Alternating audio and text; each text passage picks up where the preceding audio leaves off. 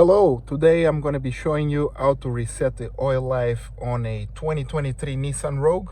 We're going to be using this screen here, using this button to help us go through the menu.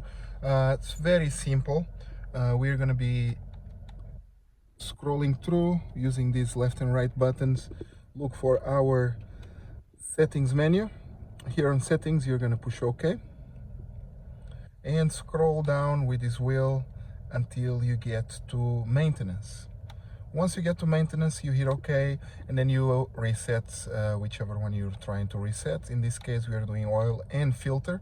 So you press OK one more time and go down, push OK, say yes, and that's it. Your oil light reset is done. I hope this video helped you. If you have questions, please leave it in the comments. If you have other vehicles that need to do oil changes and I don't have it on my channel yet, please reach out on the comments, subscribe the channel. Thank you. Hope this video helped you. Have a great day.